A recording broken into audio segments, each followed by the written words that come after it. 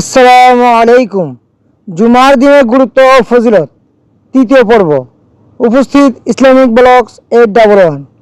ভিডিওটি যদি কারো ভালো লেগে থাকে শেয়ার করে অন্যকে জানার সুযোগ করে দিন।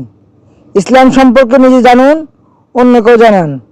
পরবর্তী ভিডিও পেতে please subscribe, like and comment and share. মসজিদে নীরবতা। হযরত মুআজ ইবনে আনাস জুহানী রাদিয়াল্লাহু তাআলা আনহু বর্ণনা করেছেন, রাসূলুল্লাহ সাল্লাল্লাহু আলাইহি ওয়াসাল্লাম বলেন, যে ব্যক্তি জুমার জামাতে মানুষের ঘাড়ের উপর দিয়ে সামনে যাওয়ার চেষ্টা করলো, কিয়ামতের দিন তাকে জাহান্নামের পুল বানানো হবে। তিরমিজি।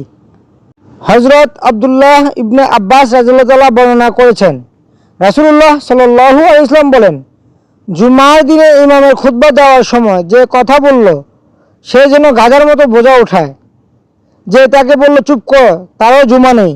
আহমদ।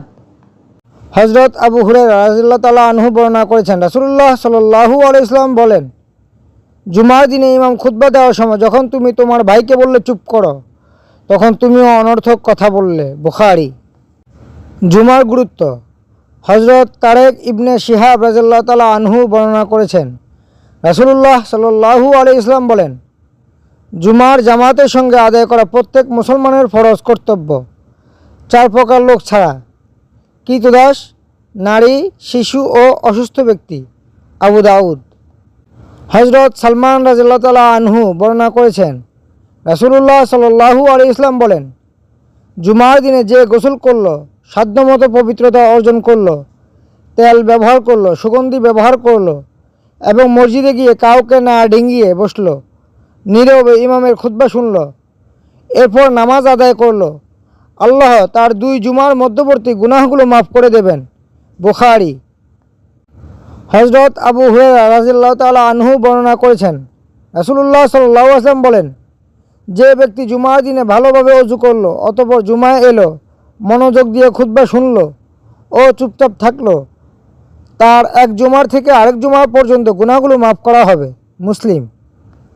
Thanks for watching. ভিডিওটি যদি ভালো লেগে থাকে সবাইকে পাশে থাকার অনুরোধ রইল। পরবর্তী ভিডিও পেতে প্লিজ সাবস্ক্রাইব, টিপে দিন পাশে থাকার bell icon, like, comment and share. আসসালামু আলাইকুম।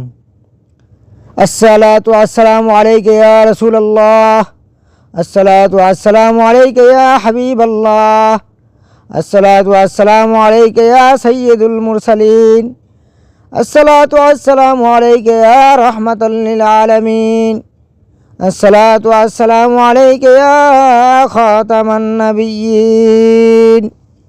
সাদাকাল্লাহুল আযীম।